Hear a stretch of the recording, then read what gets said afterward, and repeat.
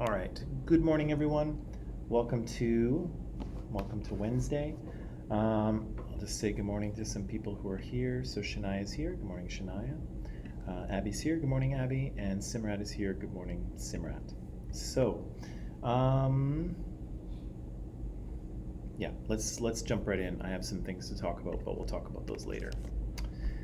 Yesterday we were talking about religious oppression, right? Or no, we weren't talking about religious oppression. What am I talking about? That's later. What we were talking about is racism. And I laid out these two sides of the political spectrum here.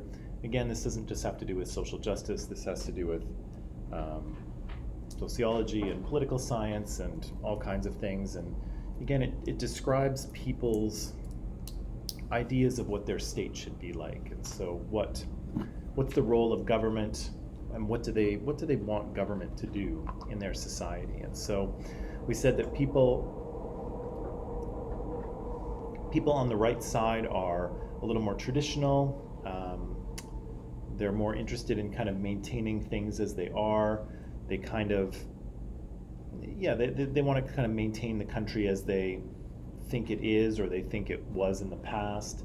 And often they don't want government interfering in their lives too much, either with regulations or with social programs or anything. And so in the States, you see the Republican Party is traditionally like that. They generally want small government, low taxes. They generally favor staying out of people's lives, but they're also kind of very rooted in tradition, right? In terms of what they think the United States traditionally was. People on the left are a little bit different. They are generally more welcoming of difference and diversity and change, and they're also more comfortable with government playing a larger role in their lives. So the government providing more social programs and more social supports. That generally comes with higher taxes, but people on the left are usually okay with that. Yeah.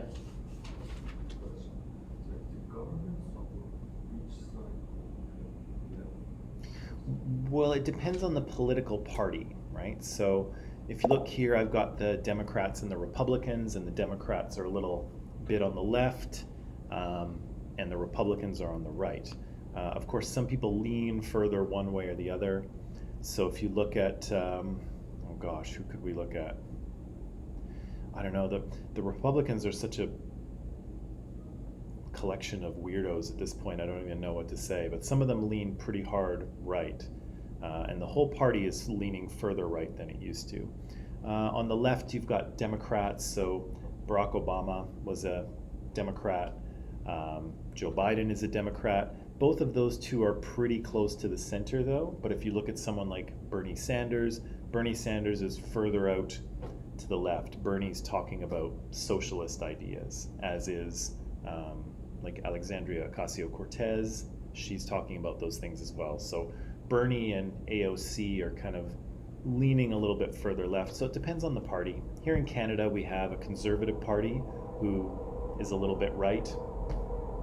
We've got a Liberal Party who is a little bit left, but pretty close to the center. We've got an NDP Party who is a little further to the left. We've got I'm not really sure what's going on. There's a federal Bloc Québécois Party, but I don't know where they're sitting these days. And we have a Green Party, of course. But the three big parties in Canada, the Conservatives, the Liberals, and the NDP, all fit in here. They're all pretty close to the center. The Conservatives are a little bit right. The Liberals are a little bit left. And the NDP is even further left. So yeah, it depends on what party will form government. And so Canada's have had conservative governments, they've had liberal governments. I don't think we've never had an NDP government in Canada. We always go back and forth between those two big parties. Yeah, so it depends on the party. Anyway, I was setting that up to talk about the alt-right, because if you're going to talk about the alt-right, you need to know where the right part of it comes from. And so it comes from the fact that they are on the right wing of the political spectrum, some of them quite far over onto the right. And again, there's people on, that are slightly right of center that are, kind of nice, normal people. A lot of older people tend to be a little more right wing, a little more conservative. A lot of people who live like out in the countryside, in rural areas, they tend to be a little more right wing, a little more conservative.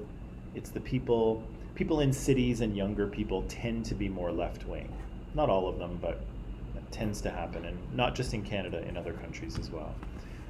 But we're not talking about people who lean just a little bit right. We're talking about people who lean quite far right. And again, we can see that these alt-right guys are kind of a confusing collection of things that they are opposed to, right? And so some of them are opposed to the media, some to democracy, some to women, some to immigrants, some to people of color, some to the Democrats, or the radical left, as they've been called now.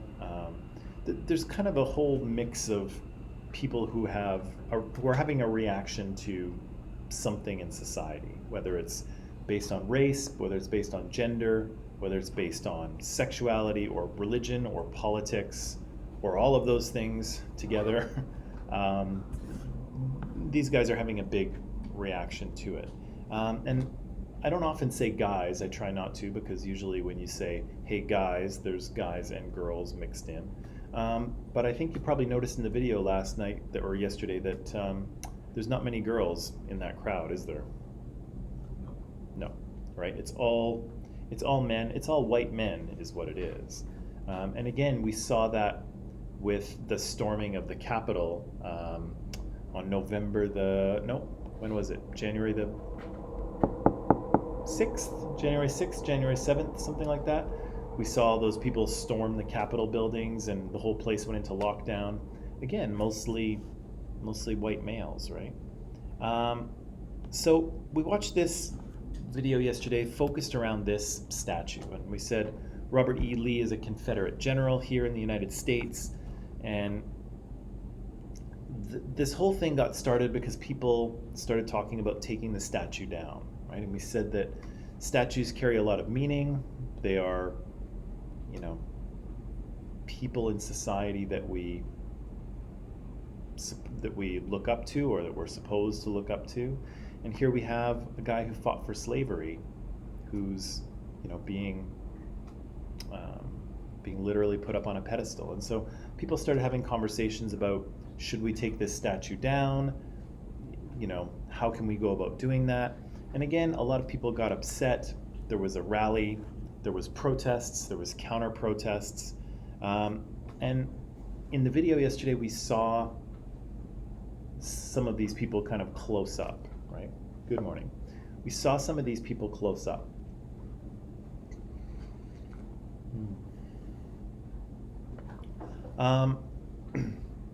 And again, we saw them expressing a bunch of ideologies that were somewhat confusing and contradictory, right? So there was a lot of racist talk. There was some misogynistic talk tossed in there. There was references to communism and Bolshevism. There was references to a Jewish conspiracy, which is a conspiracy theory that floats around that has no proof at all.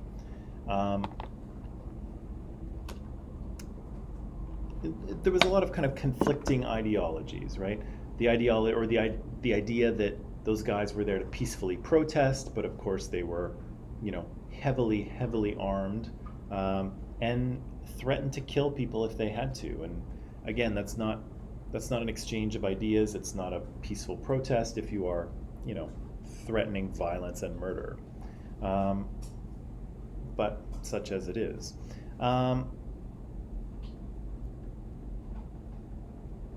So I guess my question, the question that we did not get to yesterday was this one. So why do you think these guys see the world the way that they do? Because I think I feel confident in saying they see the world differently from all of us. So why do they see the world the way that they do? What's going on with these guys?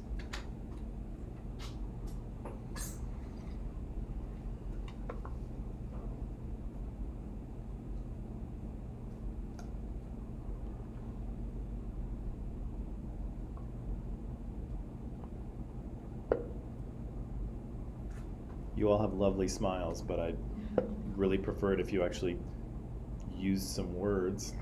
That would be nice. What's that? Is that racist? They are, but why? That is the question. That's what I'm asking you. Also, I'm asking why. I don't understand. I know. Well, why are they like that? Why do people behave like that? Because they don't see it from the other side's point of view. Mm-hmm. They're capable of understanding. Yeah, they're definitely not.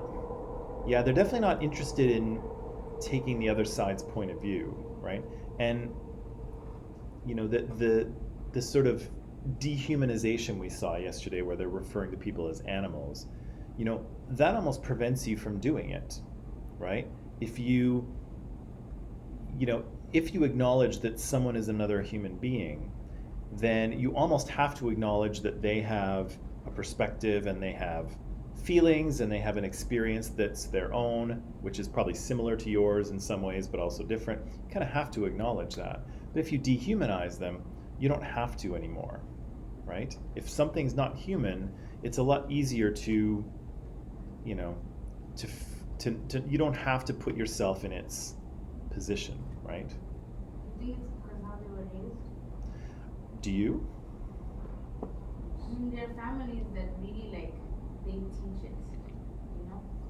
And it goes down generations.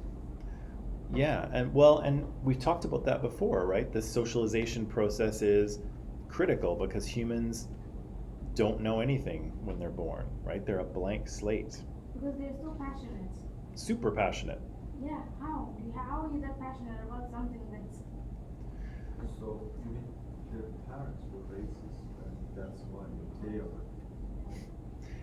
In part, right? And I think the article that we read said that, you know, even though most white supremacists aren't raised in white supremacist households, almost all of them admitted to being exposed to racist ideas in their youth, right? So maybe the parents didn't perfectly raise them that way, but they were exposed to those ideas for sure. But socialization's powerful, absolutely. What else? Where do you think that passion comes from? Because you're right, they are militantly passionate. What? Yeah. What's that? Skin color? Are you saying that white people are passionate about their race simply because of their skin color? Untrue. Say that again? Because they are in power. Okay. So they think they have the right. They're in power in society, and so They have power. they do. But they almost seem, yeah, and they do have power, and they're demonstrating that, right? That marching down the street fully armed is an expression of that power, right? They're not saying, "Oh, hi, notice us." They're like, "We're here, right? And we've got swords and shields and guns and all kinds of things, right?" Which is weird because they come armed up, so technically they need something to hold their power. Well, the other people come peacefully because what they're doing actually makes sense. They need violence to back it up. Yeah, that's interesting. So we've got two sides protesting right in front of that statue. One is protesting, we saw, right, Jews will not replace us, and blood and soil and all that stuff they were chanting. And then we had a counter protest of people that were shouting, you know, Black Lives Matter, and they were demonstrating kind of against, they were protesting the other protest, if you will. And it's interesting how one side came armed to the teeth and the other side didn't, right? And why is that, I wonder?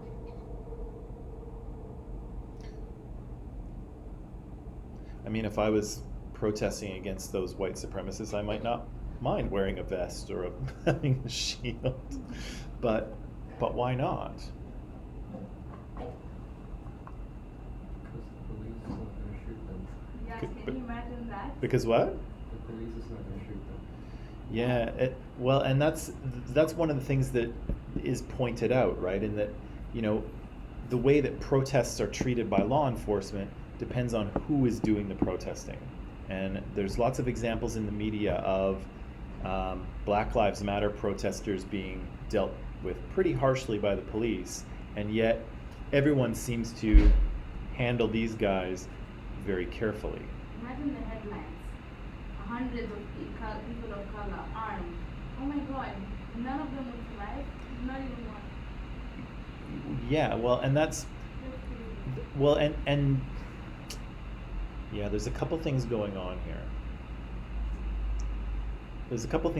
I think you're very right in saying that, but I also think that, you know, when you have any group of people that is armed like those guys, you have to be careful how you deal with them, right? Because you don't want everyone pulling their guns out, right? And it just takes one person to get shot before suddenly everyone's gun is out and you've got a serious problem, right? So again, skin color and the power dynamics in society have something to do with this, but it also has to do with how you handle people who are armed and potentially dangerous. I had a little experience. I used to be a bouncer at a bar in my youth, and yeah, and some people, yeah, like you do have to be careful with some people because, you know, some people, you know, they're not going to cause any trouble, and if you have to grab them and throw them out of the bar, you can do that, and they're not going to do anything. But some people you have to be more careful with because you know that they are potentially violent. They might be bigger than you. They might already be like, you know, all sort of keyed up, and you know, and so you have to deal with them differently, right? Because if you go in there and you try to just push them around, they're gonna pummel you, right? And so you've got to approach them differently. And so here, you know, law enforcement has to deal with these guys carefully because they are capable of shooting everyone in sight, right? Would they do it? Probably not, but they're capable of doing it. Yeah, sure, you'd think they'd do that. But I'm pretty sure if a group of people of color and like white police officers, come on, they wouldn't even think, oh, let's handle the situation the right way. I 100% agree with you. The two types of protests are dealt with differently. I'm just saying that the presence of a lot of guns does make a difference, and in that way, I don't criticize law enforcement for being careful with these guys because they are potentially a public safety hazard, right? And again, all it takes is one police officer shooting one of these white supremacists, and then everyone's going to have their guns out, and it's going to be incredibly dangerous for anyone in the vicinity, right? So I take that point, but I also agree with you that the protests are dealt with differently. And the Black Lives Matter protesters over the past year or so have been dealt with much more harshly by law enforcement than these guys. These guys are given a free pass in the way that they absolutely should not. But yeah, what else is going on with these guys? Why do they behave this way? What are they reacting to? Why are they so armed and why are they so violent if they just want to exchange ideas? I can't relate to it, honestly. I can't say that I entirely do either. I have some thoughts, but I don't know if they're accurate.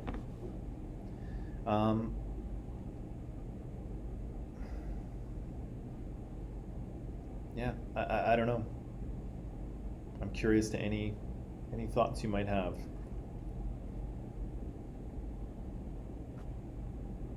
Somehow they justify their actions in their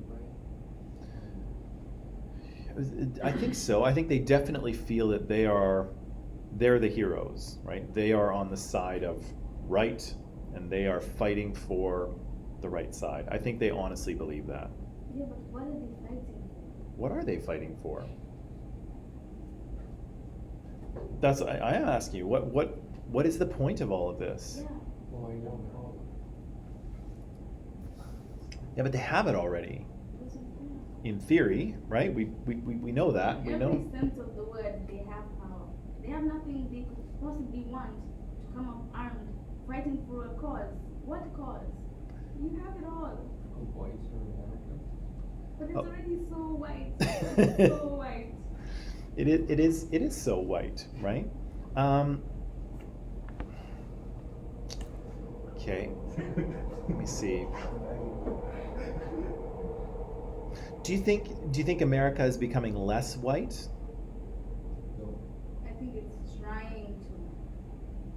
But then also, like, like even the people, it's because the people of color that do make it, Mhm. like, I feel like aren't genuine. I feel like because they want to be in a place of power and they have to please the people around them who are white, so they have to like low-key be like the people in power to be the people of power. Yeah. Okay. So the statement is that the is America becoming whiter? And the statement was that some people of color do make it. They do kind of manage to get to the top of society or obtain power, but they have to kind of become white to a certain degree in order to be accepted, right? Or to sort of enter that state of power. And you're right, that what you're talking about is a dual or double consciousness. The idea that you have to be both things. Remember when we talked about Hillary Clinton? Hillary Clinton has to be, when she runs for president, she has to be two things. She has to be feminine enough because she is a woman, but she also has to be masculine enough to be taken seriously as president of the United States. And all people in minoritized groups have to do this to some degree. So yeah, people of color who gain power have to be, in this case, black enough to be accepted as the people of color that they are, but they have to be white enough in order to kind of interact with that power structure, because that power structure is white, right? The expectations around how government operates is white, right? And so, yeah, that's very true. Yeah, in some ways it's fascinating because again, these guys technically have power, but yet they feel disempowered, right? They are not under threat, but yet somehow they feel like they are under threat. They are, they feel that they are superior in some way genetically, but of course scientifically we know that that's not the case. And I would argue that those guys are not even superior to others of their own race, but we don't have to we don't have to go there. Yeah, so what's going on? What's going on with these guys?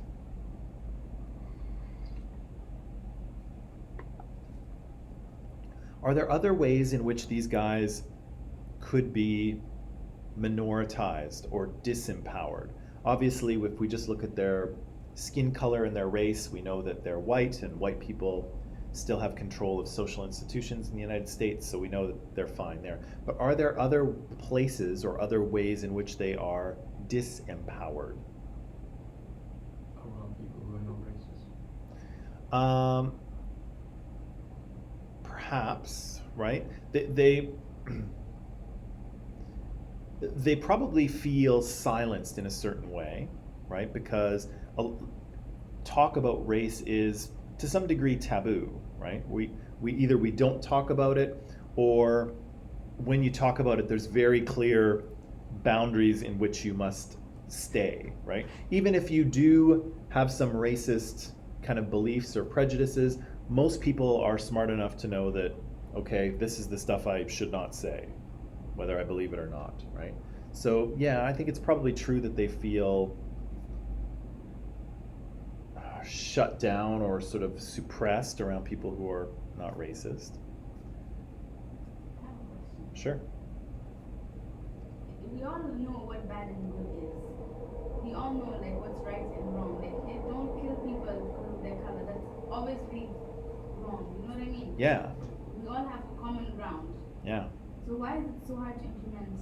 Like why is it still so toxic? Yeah. Excellent question. Because we all know what you're not supposed to do. So why are people doing these things? It doesn't make sense to me. Yeah, that is the question, right? Why, if we know these things to be true, why are people still committing race-based violence, which they are, and why are they still saying things like we heard in that video when we know those things to be either toxic or just outright false? Right? Why are we still seeing that? She's right. It's much every classes they talk about racism. Even in English class. Yeah. Every time we talk about racism. You don't know why we keep talking about it? Why do we keep talking? What's that? What's bad, what is good, But We keep talking about it because somehow people still don't get it. Well, in part, yeah. In part, that is why we talk about it, Yeah. right? The other reason why we talk about it, in here anyway, I can't speak for English, but in here we talk about it because it's a much more complicated subject than I think many people realize, and so it helps to pull it apart and actually talk about what's going on, right? Is it complicated though? At its very base level, no, it's not, right? And especially if you just say, yeah, judging people by the color of their skin is wrong, don't do it. That's easy, right? But examining the prejudices that your society holds, examining the prejudices that we all hold, thinking about how that manifests itself on a day-to-day basis, how people's lives are affected, how society is structured in a way that advantages and disadvantages people, even in ways where you would think that, that wasn't the intent, but it still happens. And then trying to figure out how to overcome that, that's the difficult part. Go ahead. White people, Go they're ahead. already dominant. Yeah. But all the minorities, we're not living in harmony, we're fighting for our lives. It doesn't have to be that way. You can have your power but still leave us alone. Why do we have to be oppressed? It doesn't make sense. Why can we all live in harmony? But you can still be number one if you want to, but just leave us alone. Don't kill us and try to take away our culture. It doesn't make sense to me. No, it doesn't, right? And Damn it. but again, a lot of these things are happening more on a more subtle basis, right? So sometimes, again, this is one of the things that we talked about at the very beginning of this class, was that we don't want to get distracted too much by individual incidences or sort of personal anecdotal things, right? And so some of those things that you talk about are very clear and present and worthy of pointing out and saying, yes, this is bad, this needs to stop, right? And so, if we look at the murder of George Floyd about a year or so ago, was it about a year ago? If we look at his murder is awful and brutal and is worthy of outrage, right? And at the very least, you have a policing problem, right? You have a training problem with your police at the very least, but the context matters, right? So what makes George Floyd's death problematic is not just the fact that he was killed by the police, which is super problematic, but that it exists in a context of systemic racism. And so George Floyd's murder doesn't prove systemic racism, but it is something that people can use to start thinking about it, right? It's an entry point. And so again, here. me see, where's my, yeah. So I'll just show you just this one thing, right? The murder of George Floyd is awful, right? And worthy of outrage. But this is too, right? But it's way more boring, right? These are boring numbers. Statistics are boring. Sorry, statisticians, if you're watching, but your entire science is boring.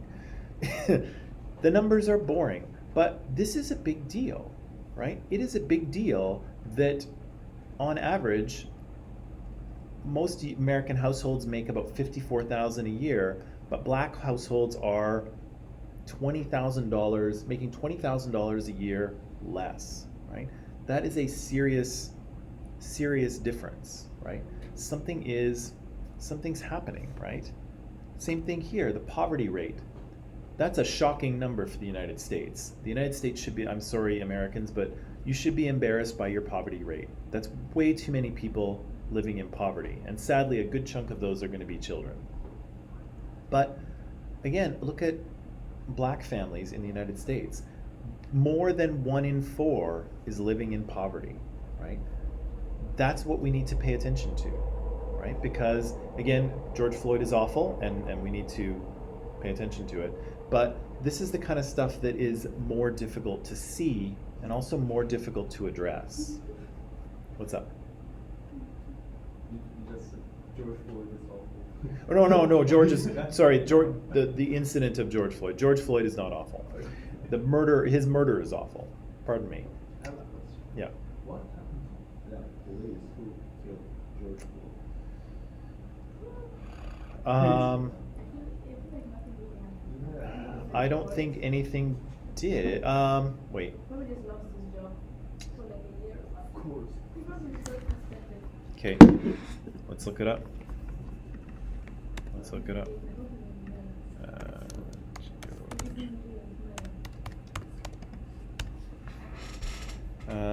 Okay, hang on. George Floyd trial. Okay.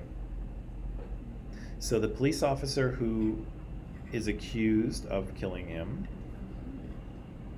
that's how you say it. They're looking for 2 more jurors. 13 jurors have been seated for Derek Chauvin's trial on murder and manslaughter charges. The judges said 2 more will be seated ahead of opening statements expected March 29th, so in 5 days. Only 12 will deliberate. Floyd was declared dead on May 25th. On Friday, Judge. Yeah. On Friday, Judge Peter Cahill declined a defense request to delay or move Chauvin's trial over concerns that a $27 million settlement for Floyd's family had tainted the jury pool. So I think, I'm not sure who settled. I guess it was the state or the police department that settled with George Floyd's family for $27 million. So I assume that's a settlement in exchange for not suing the police department. But that's different, right? Yeah. Yeah, so there was a civil case, I guess, launched against the police department, which is settled, but this is the criminal trial for the officer who killed him. Is this actually, okay, this is from March, yeah, this is an article just from yesterday. Another significant ruling, the judge handed the defense a victory by ruling that the jury can hear evidence from Floyd's 2019 arrest, but only information possibly pertaining to the cause of his death in 2020.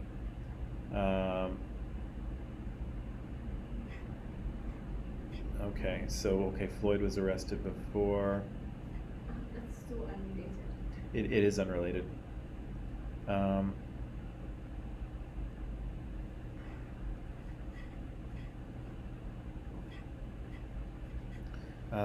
13 jurors seated are split by race. 7 are white, 4 are black, and 2 are multiracial. 2 alternates. Okay. Anyway, so it sounds like they're close to having a jury at least. So he's been charged. He'll be tried. You know, it's a jury, so I mean the jury will find what they find. Yeah, so part of what's going on here is to, again, look at a case like that and treat it for what it is, but also, we don't want to get distracted from this either, right? Because this is a big problem, right? This affects millions of Americans, right? Millions of black families who are struggling financially, whose kids don't get as good an education as white kids, whose economic outcomes, whose health outcomes are worse. We need to pay attention to those too. And again, the numbers are boring, right? The numbers are boring, but something's going on, right? Look at white men make up 64% of the population in the U.S., but only 39% of men in prison, right? Whereas black men, only 13% of the population, but 40% of the population in prison, right? Again, red flag. They are way overrepresented. What is going on, right? Why are these people winding up in jail far more often than they really should, in theory, right? And racism is not a good enough answer. What's up? We know why it's happening.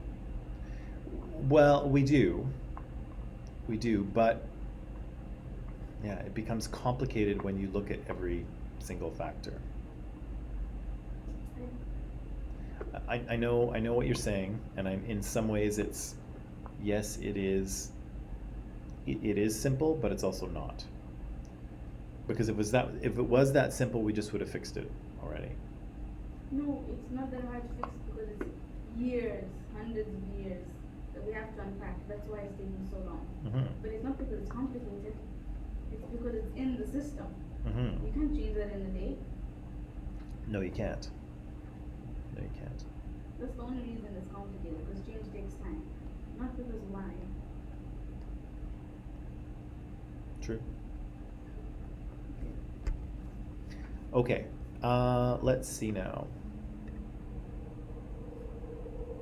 Okay, so where am I here in my slides? Right. Just as a little end note to this statue story here, nothing's really happened yet. So it kind of went back and forth. The city wants to remove the statue, or city council wants to remove the statue, but then there was a legal challenge saying that no, you can't do it because monuments like this belong to the state of North Carolina. So only the state of North Carolina can take it down. And then the city council said, okay, well, we're just going to cover it up anyway. So they covered it up. Then there was a legal challenge to that saying, no, you can't cover it up. It doesn't belong to you. You must remove the cover. So they removed the cover. And so this is still kind of going back and forth. I think it's going before the Supreme Court to basically decide whose jurisdiction the statue falls under. Is it state legislation, or does it belong to the city? Again, these things take a lot of time, as Nasser pointed out, and so this is a clear example of something taking a lot of time. I imagine that the statue will be taken down eventually. I assume that's where we'll get to, but a couple of years on, and we're still kind of dealing with this. Okay, so just as a quick wrap up to racism here. Again, if you look at U.S., if you look at Canada, racism continues to be an issue. Good morning. Continues to be an issue. If you look at the numbers, you will see, of course, that we know people of color continue to struggle economically. In terms of their health outcomes, their health outcomes are worse. Their economic outcomes are worse. There are more people of color living in poverty, in prison. And again, how we kind of interpret this has a lot to do with what we believe. And again, that's the critical thinking piece, right? Is that the things that you believe Sorry, I'm just gonna wait a second here.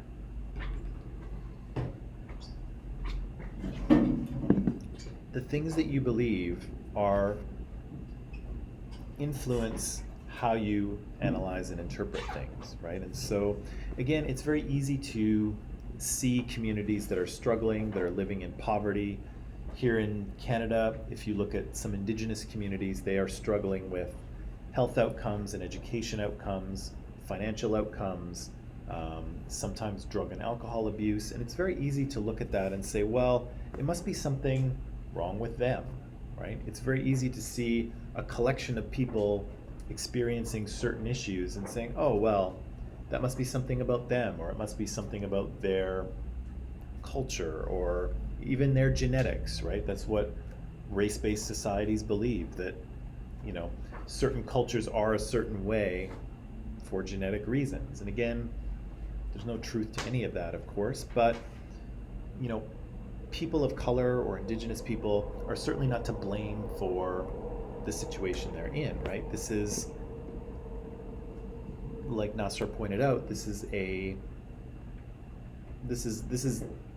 result of hundreds of years of racism and oppression and racist policy and marginalization. And again, you don't fix those things overnight because they've taken generations to create, right? And so, again, this is true in the United States. It's definitely true for Indigenous people here in Canada, that many of these marginalized or minoritized groups have poor access to healthcare, or their healthcare outcomes are worse.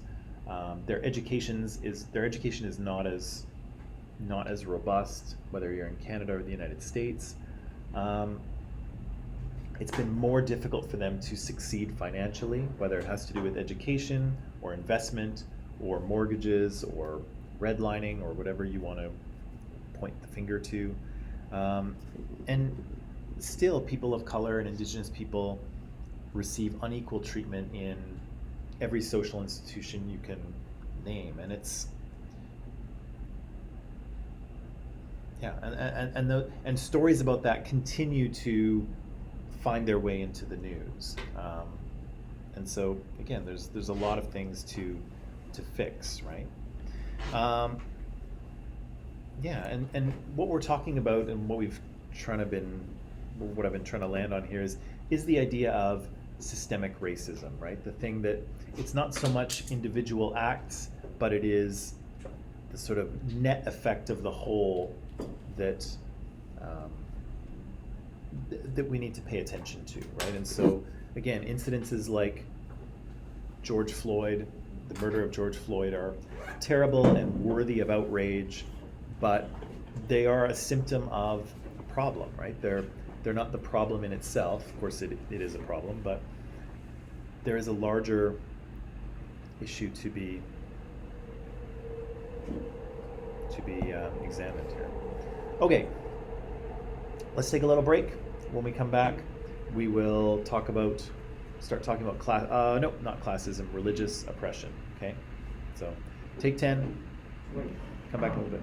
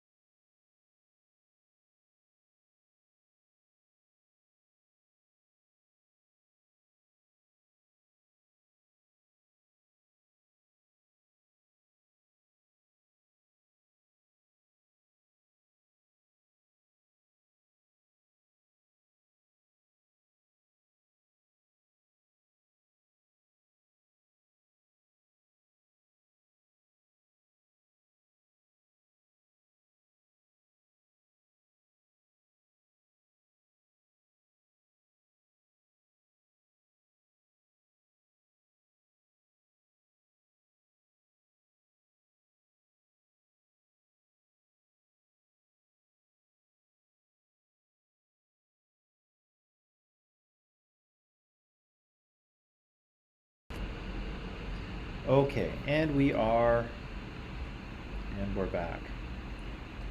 So, we'll leave racism behind now. Again, we could spend more time on it. There's different groups within the minoritized group in North America that we could look into. We could spend, an entire course on this, but again, we don't really have time. We spent a couple weeks, and so we're gonna leave it behind. But we haven't fully explored it, but we're on the clock here. The next thing we'll talk about here is religious oppression, and so religious oppression again is an unequal relationship in society that, of course, has to do with religious groups, right? People are treated differently or advantaged or disadvantaged based on the religion that they adhere to, right? And again, we'll have the same thing. We'll have a dominant group, and then we'll have a minoritized groups, similar to other forms of oppression. I'll try to show you some ways in which religious oppression is occurring or has occurred here in Canada. It's still an ongoing issue, unfortunately, and so we'll kind of explore that. Maybe the first thing that I'll let you know here is that in Canada, the dominant group are Christians, and so if you look at who Canadians kind of express themselves to be or identify themselves, about 55% of them will say that they are Christians, and so they may be Catholics, they may be Protestants, some form of kind of Christian religion. A pretty big percent are religiously unaffiliated, and so there's about 30% of people who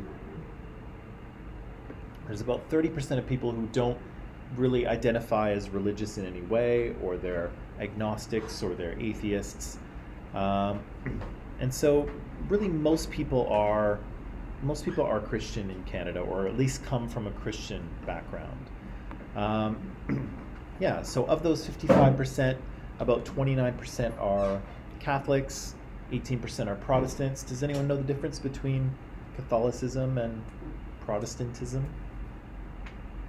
Same difference? People talk about It goes over your head. Probably. I think there's a lot of little differences. They're basically worshiping the same God, the God of the Hebrew Bible. The Protestants are generally believe that you can have a more direct and personal connection with God. The Catholics generally believe that the way to God is through the church, and so the church kind of is an intermediary between you and God, even though you can pray to God on your own, sort of thing. But the Protestants kind of encourage a more personal relationship with God, whereas Catholics you go through the church, through the hierarchy of the church. There's lots of other little differences too, but in terms of the basic things that they believe, they're similar. But again, that goes back to Martin Luther and the Protestant Reformation, and we don't need to go there. Pretty high percentage of Canadians are atheist or agnostic, so they're not strongly religious. Again, this is probably similar to a lot of other G7 countries. Many modern societies are becoming less religious, and so if you went back 50 years in Canada, you probably would see a much smaller percentage of agnostics or atheists, but I think that percentage is I don't know if it's growing actually, because Canada is a country of immigrants, right? It always has been, continues to be. The Canadian government is targeting to bring in about 300,000 people a year, I think, as immigrants. And so Canada's the demographics of Canada's population is changing, and a lot of those people come from countries in which religion is a bigger part of their life than it is in Canada. And so here you can see we've got a reasonably small percentage at the moment of people identifying with other faiths like Islam or Hinduism, Sikhism, Buddhism, Judaism. But it's possible that that sort of religious sector may grow as more immigrants come. Or who knows, they may become kind of more secular and they may become less religious. We're not really sure, right? But Canada's kind of cultural and ethnic and religious composition is always kind of changing because we're constantly bringing in new people from other countries. Again, Christians are the dominant group in Canada here, and the minoritized group are basically anyone who is not Christian. But I think that probably the people that kind of show up most in terms of discrimination based on religion and sort of minoritization based on religion are probably these four groups here. Muslims, Jewish people, Sikhs, and Hindus. And I think part of the reason for that is that these people are much more visible in society.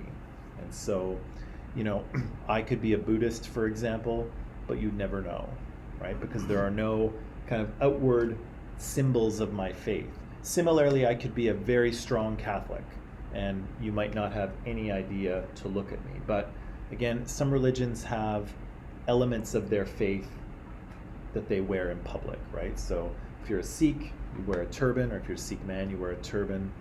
If you're a Jewish man, you wear a kippah. If you're from a Muslim country, you might wear a hijab, and that kind of marks you in society as you become more visible in society because of these things, right? Not right? Yeah. So this is kind of worth talking about here because, again, in Canada we kind of sell ourselves as a multicultural society. We sell ourselves as a society that is tolerant and respectful and open, but there are some things that we need to kind of look at and address here. I want to point us at this for a moment because it's necessary background for what we're going to talk about, but it's also good to know. Have you ever seen this before or heard about it? No? As you can clearly read, this is the Charter of Rights and Freedoms, and so this is part of the Canadian Constitution. So it is enshrined in our Constitution. Do you know what a Constitution is? If I asked you, what is it?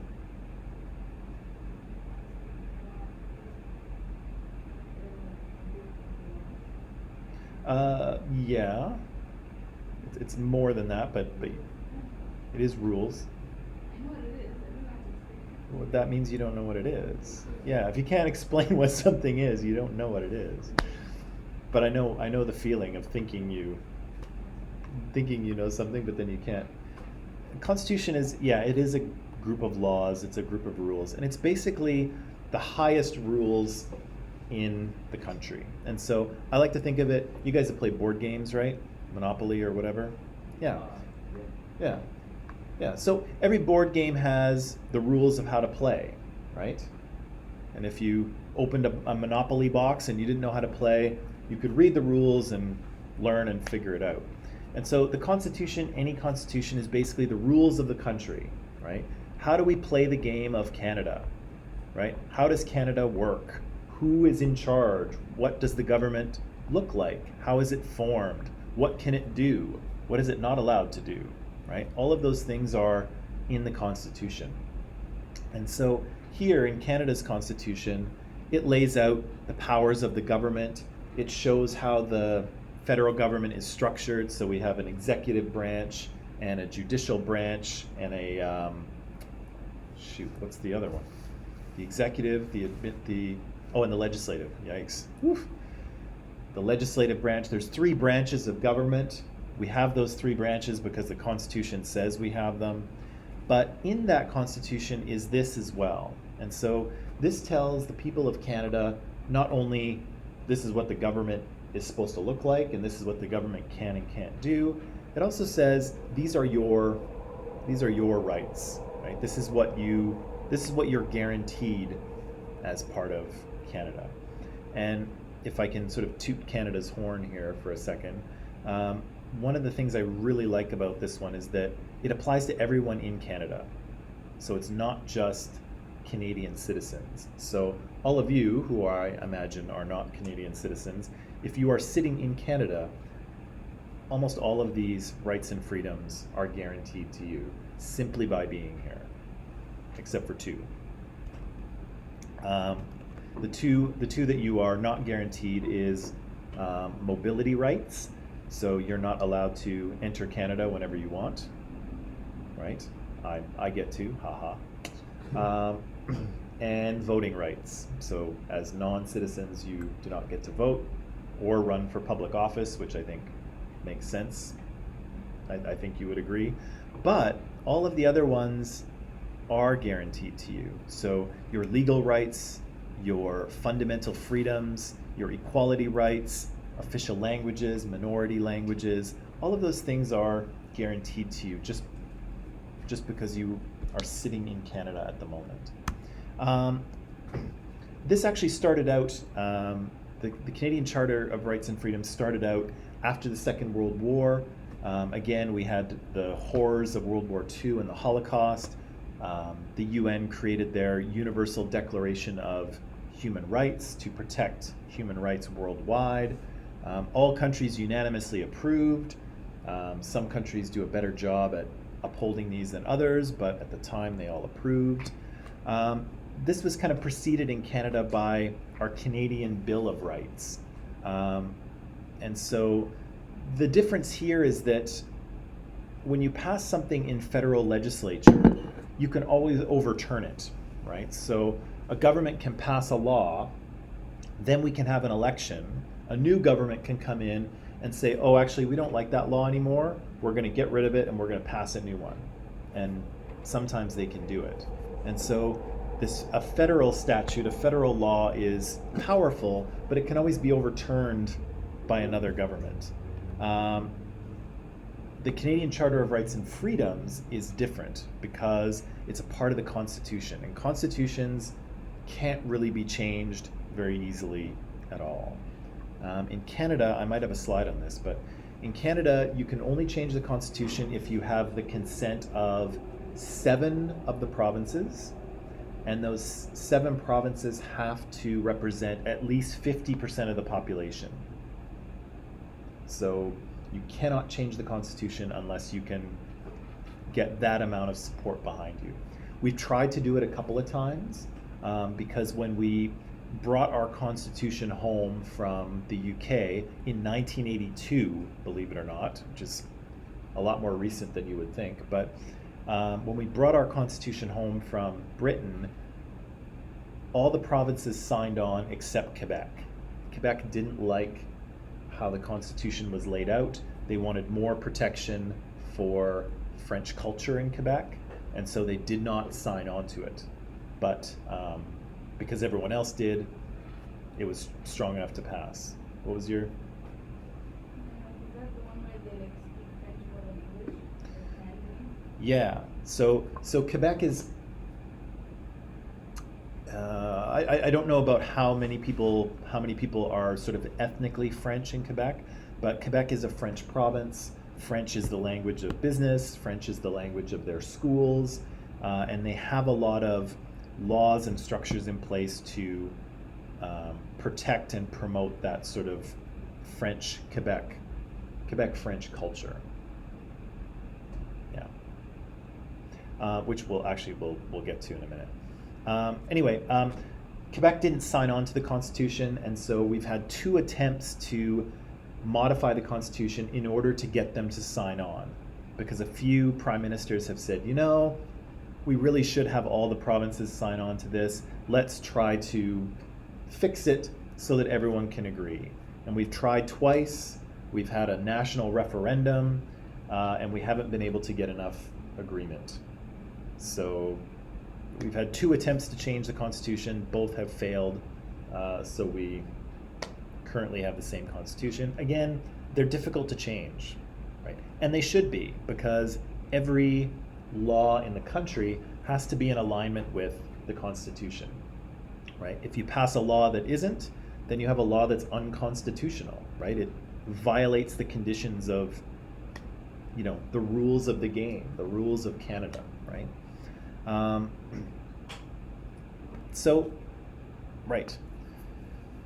So we brought our Constitution home. This actually had to do with Pierre Elliott Trudeau, Justin's dad. And so when Justin's dad was Prime Minister in the 70s and the early 80s, he wanted to bring the Constitution home. He did a lot of work to do that and managed to make it happen. And so our Constitution was brought back. This is a useless detail, but used to be called the British North America Act. That was the sort of piece of legislation that sort of made Canada a country, but it was something that was passed by the UK Parliament, by the British Parliament. And so if we ever wanted to make changes, we had to go back to the British and say, hey, can you change our Constitution for us? Which seemed a little bit ridiculous. It seems like it should be ours. And so again, Pierre Elliott Trudeau brought it back to Canada in '82, passed it here, and so now it's ours and we can change it if we want to, although I mentioned we haven't been successful in changing it. And Pierre wanted the Charter of Rights and Freedoms put into the Constitution. So again, not only are the rules of Canada difficult to change, but your rights and freedoms are difficult to change as well, right? The government can't just take them away, right? They are in the rules of Canada, right? They are, and again, they're difficult to change. We've spent a lot of time and work trying to change them to get Quebec to sign on, haven't been able to do it. So those rights are pretty strongly protected. So in the Charter of Rights and Freedoms, there's a bunch of different categories here that talk about your sort of basic freedoms, your mobility rights. You're allowed to move around anywhere you want within Canada. You can live in whatever city you want to live in. You can leave Canada whenever you like. If you're not a citizen, you obviously can't come back in whenever you like, but if you are, you can. You have legal rights as a Canadian or someone in Canada, equality rights, so on and so forth. The section that we'll pay attention to is under fundamental freedoms. And so it says here in the Charter that everyone has the following fundamental freedoms. You have freedom of conscience and religion. So you have freedom of thought, belief, opinion, and expression, including freedom of the press and other media of communication. You have freedom of peaceful assembly, and you have freedom of association. So kind of in summary here, you have the freedom to believe whatever you want. You have the freedom to express those beliefs. You have the freedom to come together with other people who share your beliefs, right? And I'm thinking in kind of a religious context here, of course. And you can create organizations that have to do with those religious beliefs as well, right? And so you are free to do all those things in Canada. And again, because they are part of the Charter of Rights and Freedoms, they basically cannot be taken away from you by the government. They are absolutely guaranteed, okay? The tricky part about this, and this is a sticking point, and it contradicts everything I just told you. First of all, charter rights are subject to reasonable limits, okay? So most of the time what this means is that I have rights in Canada, and so do all of you. Now, I am allowed to exercise my rights, okay? That's guaranteed to me in the Charter of Rights and Freedoms. But I cannot exercise my rights in a way that violates any of yours, okay? And similarly, you cannot do this. You can't do the same. You can't exercise any of your rights in a way that violates or takes away my rights, okay? So sometimes there's always, not always, but sometimes there's a bit of an overlap. Sometimes there'll be conflict between whose rights take precedence, and so we'll talk about that tomorrow or Thursday. But for the most part, there are reasonable limits, right? And the limits are that you cannot exercise your rights in a way that violates the rights of others, okay? That's not allowed. The second one, and this is the part that contradicts everything I just told you, is the Notwithstanding Clause. Do you know what notwithstanding means? Yeah, in a way, yeah, that doesn't follow, or disregarding the fact that, right? So you're kind of acknowledging something, but you're kind of putting it to the side, right? Something notwithstanding. So, even though we know this, I'm going to do something or tell you something different, right? And so here in the charter, there's a notwithstanding clause. And what it does is it allows the government to pass a law that violates a charter right. Okay? Now, that probably seems weird to you, and it is weird. But it came about because when Pierre Elliott Trudeau was trying to get this put into the Constitution, provincial governments didn't like the idea that they wouldn't be able to, they felt it would kind of tie their hands legislatively. They felt like they wouldn't be able to pass any laws because this charter would keep them from being able to do what they needed to do. And I think Trudeau was like, well, no, it's going to be fine.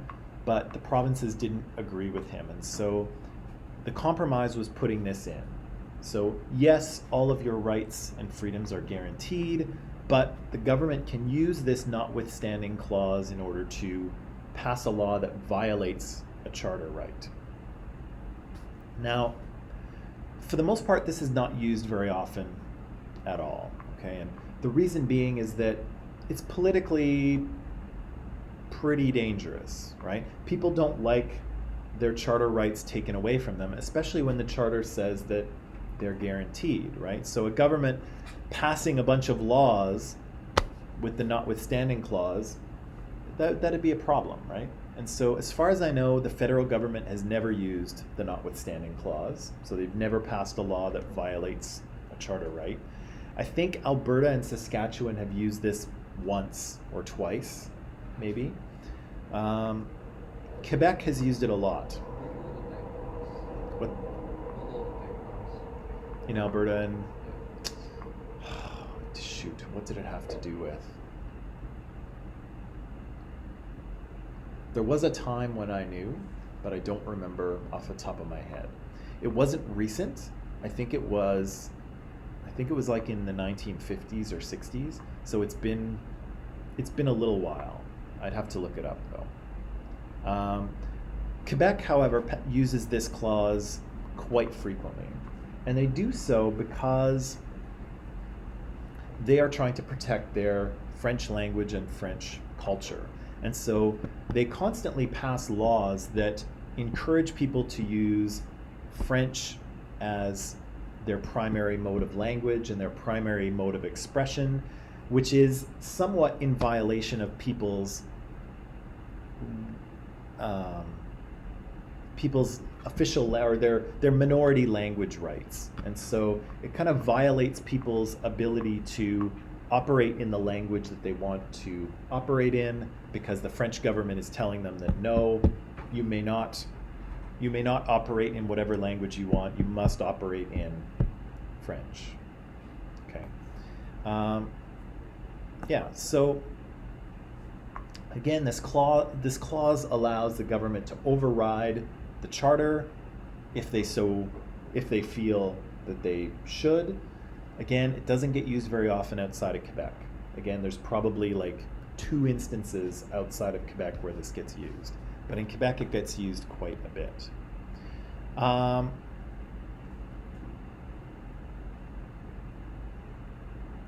let me just see. Oh yeah, however, and maybe this is the last thing I'll say here. However, you can challenge a government law, okay? So if you feel that the government has violated your charter rights, either with a law or in any other way, you can actually take them to court, okay? And one of the things that the Canadian Constitution lays out is the fact that the judicial branch, so the court branch of the government, is actually not under the government itself. It doesn't answer to the government. And that's an important thing because, again, if the government itself was in charge of the judicial system, could you ever take the government to court and win? No, never, right? And again, in some countries that's the way it is and you can't do it. However, in Canada, the judicial system is separate from the government itself. And so you can take the government to court and you can win because the judicial system doesn't listen to the executive branch, right? That's why it was so what happened in the United States. That's why kind of, Donald Trump's behavior in terms of interfering with FBI investigations and pardoning people and, all of that stuff, that's why people were freaking out so much, is because usually the government does not involve itself in legal cases, right? The judicial system, the law court system handles itself, and the government has no business interfering with it. The government makes laws, which then the judicial system interprets and uses, but the government doesn't stick its nose into court cases, or at least it really shouldn't. And so, yeah, you can take the government to court and you can win. And people do actually win. This is the last thing I'll say. A number of years ago, the provincial government in British Columbia, not me, but teachers in public schools have a contract with the provincial government. Provincial government removed a couple of things from the teacher's contract to do with class size and class composition. So the teachers union and the government had negotiated a contract about how big classes could be, and the government decided, you know what, we're just going to pull those out. Teachers union said, hey, you can't do that. We negotiated that contract and we agreed on it. You can't just pull things out after the fact and throw them away. That's not how it works. Went to the BC Supreme Court, actually went all the way to the Supreme Court of Canada.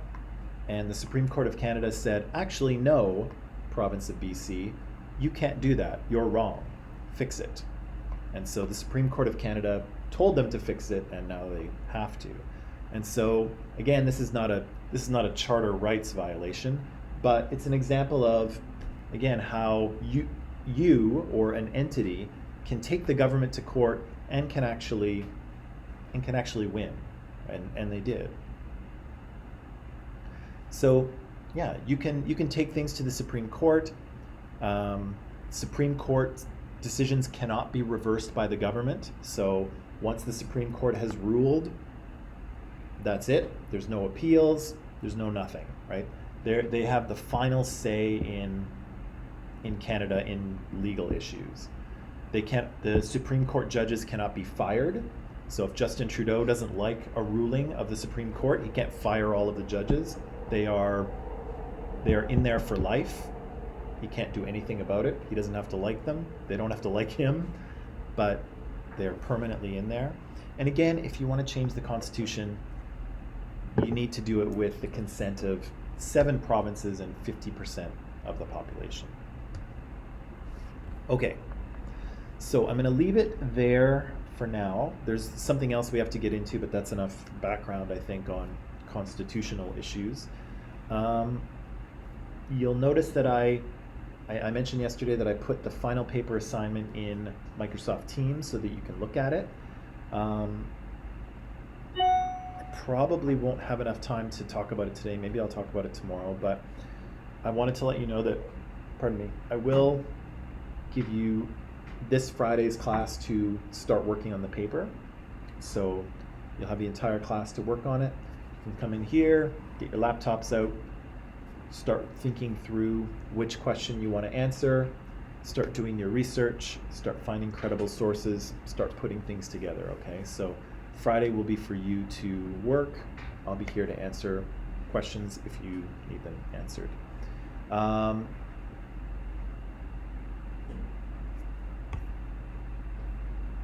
okay. That's where I'll leave it for today. So you can pack it up.